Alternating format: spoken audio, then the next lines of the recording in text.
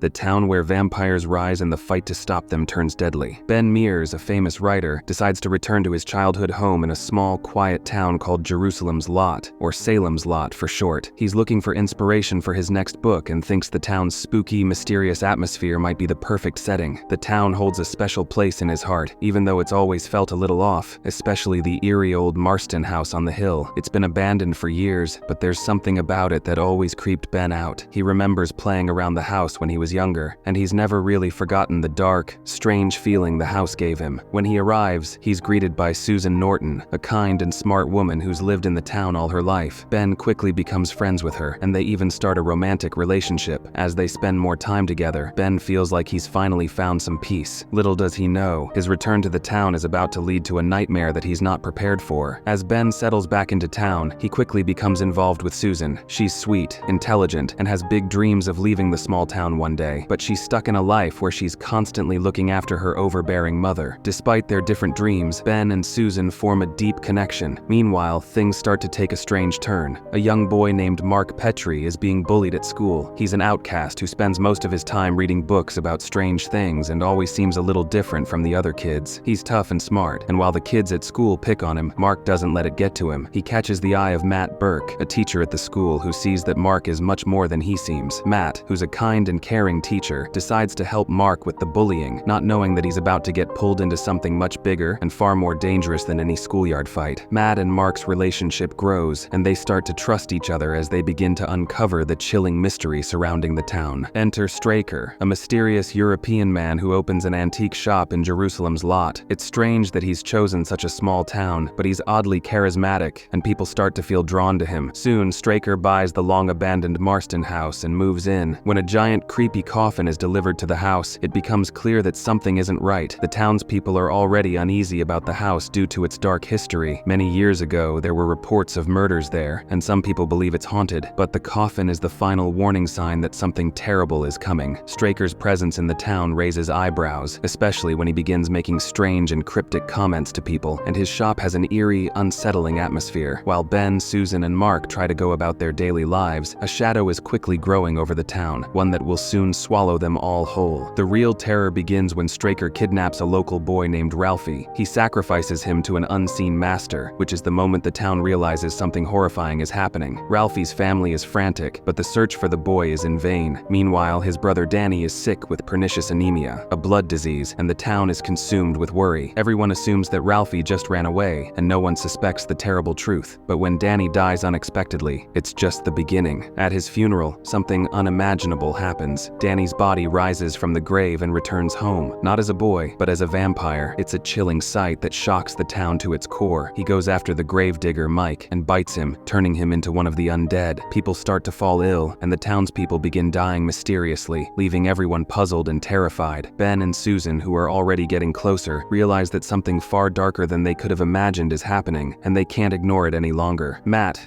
who's seen a lot of strange things but still believes in logic, begins to worry as he notices Mike behaving oddly. One night he runs into Mike at a bar, where he's looking sickly and strange. Matt offers him a place to stay, thinking he just needs some rest, but when Mike shows up the next day, he's even worse. Matt is a little freaked out and notices that Mike seems to be getting paler, his eyes sunken. After seeing him act even more strangely, Matt realizes that Mike is no longer the man he once knew. He suspects that Mike has been turned into a vampire. Later, Matt witnesses something even stranger. Danny, the vampire boy, flies into Matt's house through the window. It's a terrifying sight that Matt can't explain. He's shaken to his core and knows something terrible is happening. He tells Ben and Susan what he saw, but even they don't know how to stop the evil now invading the town. They decide to join forces with Dr. Cody, a local doctor, and Sheriff Gillespie, and try to figure out what's going on, but the situation quickly spirals out of control. The group of friends begins investigating Danny's strange illness and discovers that he wasn't the only one affected. More people in the town are turning into vampires, and it seems like the whole town is slowly becoming a breeding ground for the undead. Mark, who's already wise beyond his years, takes matters into his own hands. He starts researching how to kill vampires, determined to save his town. In the meantime, Mike's body mysteriously disappears from the morgue, adding even more mystery to the situation. Dr. Cody, who's trying to keep things calm, confronts Matt with the truth about the vampires, but Matt knows the situation is much worse than anyone realizes. They all gather together to talk about how to fight the vampires, vampires, and they learn that the only way to kill them is to stake them through the heart. It's the only hope they have left. But even with this knowledge, they know that things are rapidly slipping out of control. Matt and Mark break into the Marston house to confront Barlow, the vampire master, and stop him from spreading his evil further. But their plan goes horribly wrong when Straker, Barlow's servant, locks them in the basement. Straker is not only loyal to Barlow but also incredibly dangerous. Mark barely escapes from Straker's clutches, but Matt is bitten by Barlow before he can get away. Mark and Matt are running out of time. The vampires are taking over faster than they can fight back. Meanwhile, Ben, Susan, and Dr. Cody discover that more people are being turned into vampires, and they must act fast. They hatch a plan to destroy the Marston house, but things quickly fall apart when they encounter more vampires than they could have ever imagined. Their only hope is to hold out long enough to kill Barlow and stop the spread of evil. The situation gets worse when the group's only safe place, the local church, is attacked by Barlow's vampires. They've been using the church as a temporary safe haven, but it's no longer safe. The town's priest, Father Callahan, tries to help, but the vampires have already infiltrated the town completely. As they try to figure out what to do next, they realize that they need to confront the Marston house once and for all. But when they return to the house, they're confronted by Matt, who's been turned into a vampire. He attacks Ben and Mark, but in a moment of bravery, Ben stakes Matt through the heart, ending his undead reign. It's a heartbreaking moment for Ben, who realizes just how much they've lost already. But with Matt's death, they know the vampires can be killed. Now the vampires have completely overtaken the town, and the residents are either dead or turned into bloodthirsty monsters. Ben and Susan, who are running out of places to hide, decide to try to warn Susan's mother about the vampire attack. But when they arrive at her house, they discover something even worse. Susan's mother has become one of Barlow's vampire servants. She reveals that she has been helping Barlow, and she bites Susan, turning her into one of the undead. Ben is horrified by this turn of events and has to flee with Susan before she fully turns. But time is running out, and the town is quickly becoming a dangerous trap for everyone involved. As the vampires continue to hunt down the last survivors of the town, Father Callahan tries to warn Mark's parents about the danger, but they're ambushed and killed by Barlow. Mark, who's hiding out in his treehouse, watches in horror as his former classmates, now vampires, attack his family and friends. With nowhere to go, he's forced to face the reality that the vampires are everywhere. Ben and Susan, now desperately running for their lives, head for the church, the last sanctuary left in the town. But they're followed by the vampires, and things look hopeless. Just when all seems lost, Mark makes a bold move to destroy the local drive-in theater, where the vampires have been hiding. The sunlight from the destroyed theater screen burns them all, killing them instantly. With the vampires exposed to sunlight and dying by the dozens, Barlow, the vampire leader, emerges from his coffin for one last fight. He's enraged and ready to kill anyone who stands in his way. But Ben, who's determined to end the nightmare, faces off against Barlow in a final showdown. Ben stakes Barlow through the heart, finally ending the vampire menace that has taken over the town. It's a bloody, chaotic fight, but Ben doesn't stop until the Vampire King is dead. The vampires burn away in the sunlight, and the remaining survivors, Mark and Ben, finally get a moment of peace. In the end, Ben and Mark are the only ones left. They leave Jerusalem's lot behind, knowing that it's safe once again, but they can't forget the horrors they witnessed. As they walk away, they know that the town will never be the same, and neither will they. They've seen the evil that lurks in the darkness, and they'll never forget the terrifying battle that took so many lives. The nightmare is over, but it will live on in their memories forever. So, which awesome movie should we recap next? Drop your suggestions in the comments below and let's make it happen. Don't forget to smash that subscribe button so you never miss out on our fun recaps. We've got plenty more coming your way. Thanks for watching and see you next time. Produced by Warner Talks.